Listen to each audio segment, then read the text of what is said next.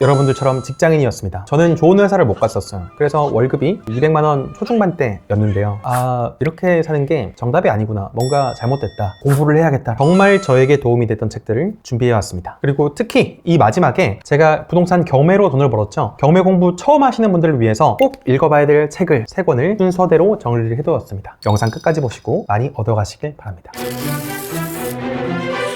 첫 번째 책은 게리 켈러가 쓴 원싱이라는 책입니다. 이 책은 수많은 일들 중에서 나에게 가장 큰 성과를 가져다 줄 수 있는 단 하나의 일에 집중하라고 합니다. 저는 열정이 굉장히 많고요. 여러 가지 이것저것 다 해보고 싶었어요. 굉장히 많은 일을 벌리다 보니까 오히려 정말 제가 가장 신경 썼어야 할 한 가지 일에 집중을 하지 못했었습니다. 하지만 이 책을 읽고 이런 걸 깨우쳤던 거죠. 내가 되게 효율이 나오지 않는 시간을 투자하는 대비 아웃풋이 좀 떨어지는 것에 이렇게 시간을 많이 쓰고 있었구나, 이런 생각이 들고 나서 과감하게 효율이 떨어지는 것들을 쳐냈습니다. 그러고 나서 남은 가장 좋은 것에 집중을 했었고요. 그게 저에게는 부동산이었고, 부동산 중에서 경매였습니다. 지금 굉장히 다양한 일을 하고 계신데 도대체 내가 그 중에서 뭘 해야 될지 고민이 되시는 분이시라면 원싱 꼭 한번 읽어보시면 좋을 것 같습니다. 두 번째 책은 론 무어가 쓴 레버리지입니다. 제 인생을 바꿔준 정말 딱 한 권의 책을 꼽으라면 저는 항상 이 책을 꼽습니다. 내 시간을 남에게 빌려주고 거기에 대한 대가로 급여를 받는 이 구조에서 벗어나서 반대로 타인의 시간을 빌려오고 급여를 주는 시스템으로 가야 한다고 말하고 있습니다. 하지만 이렇게 생각할 수가 있죠. 선생님, 전 직장인이고 실제로 운영하는 사업체가 없는걸요? 그럴 수 있습니다. 하지만 여기서 사업체가 아니라 이 사업체를 나 자신으로 바꿔보신다면 바로 체감이 되실 거예요. 그러기 위해서는 내 시급이 얼마인지 명확히 먼저 파악을 하시고요. 두 번째로 그 시급보다 낮은 비용으로 처리가 가능한, 위임이 가능한 것들은 타인에게 위임을 하시면 좋겠습니다. 이렇게 해서 벌어들인 시간에 새로 집중해야 될 것들은 바로 더 시급이 높은 일을 어떻게 할 수 있는 것인가 라는 것입니다. 이 레버리지라는 시스템을 통해서 시간을 만들어 보시고 그렇게 해서 벌게 된 시간으로 더 높은 시급의 일을 하기 위한 준비를 하신 데 쓰신다면 정말 큰 변화가 있을 것입니다. 하루하루 바쁘게 살고 계신 저희 모든 직장인분들께 이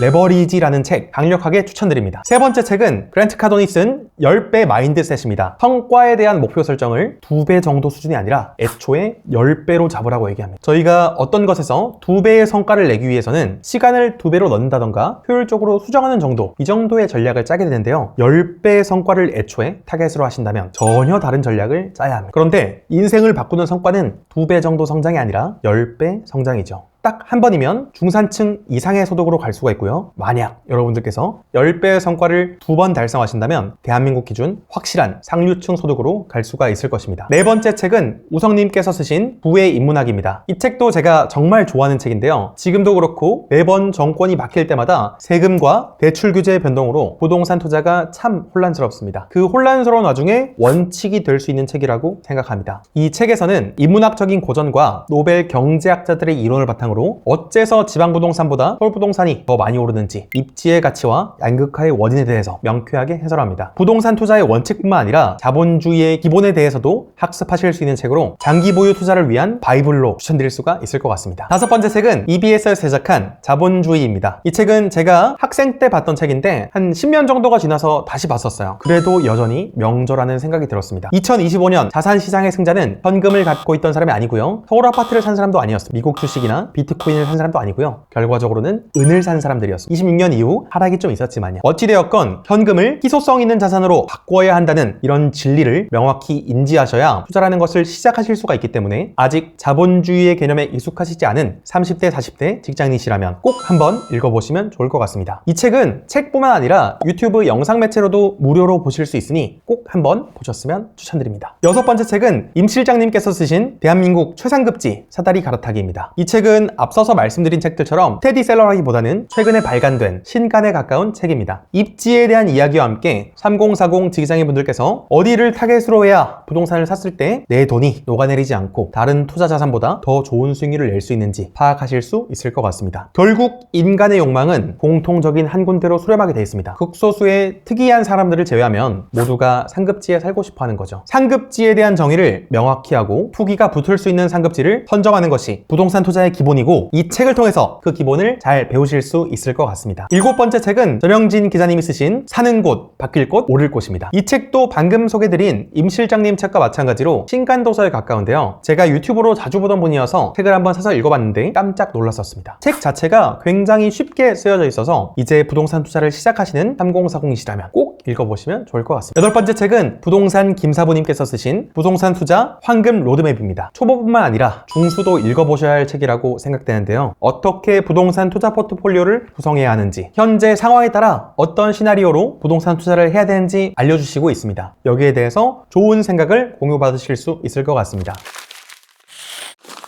자, 이제 경매책입니다. 경매를 이제 시작하시는 분들이라면 딱 이 순서로 하시라고 말씀드릴 수 있을 것 같습니다. 첫 번째 책은 백영록님께서 쓰신 부동산 경매공매 상식 사전입니다. 이 책에서는 기초적인 내용을 정말 쉽게 잘 설명해 주셨습니다. 기초가 탄탄해야 그 위에 쌓는 건물이 안정적으로 올라갑니다. 시작하기 전 기초를 잘 쌓으셨으면 좋겠습니다. 두 번째 책은 투자애님께서 쓰신 경매 초보가 꼭 알아야 할 질문 탑 88입니다. 앞서 추천드린 경매공매 상식 사전을 읽어보시다 보면 여러 가지 궁금증이 드실 거예요. 이 책은 초보자들이 할 만한 질문들을 아주 잘 추리셔서 정리하신 책이라고 생각됩니다. 세 번째 책은 장지호 저자가 쓴 부동산 경매 단기 투자의 기적입니다. 경매책은 이론책과 사례책으로 나눠져 있어요. 제가 아까 추천드린 두 권의 책으로도 이론에 대한 기본기는 충분합니다. 이제는 사례책을 많이 접하셔야 됩니다. 이 책에 나오는 사례는 제가 실제로 실물을 보면서 처리한 사례들이 많습니다. 초보자 수준에서 단기 투자를 어떻게 접근해야 되는지 아주 좋은 사례와 원칙들이 있어서 필수적으로 읽어보시면 좋을 것 같습니다.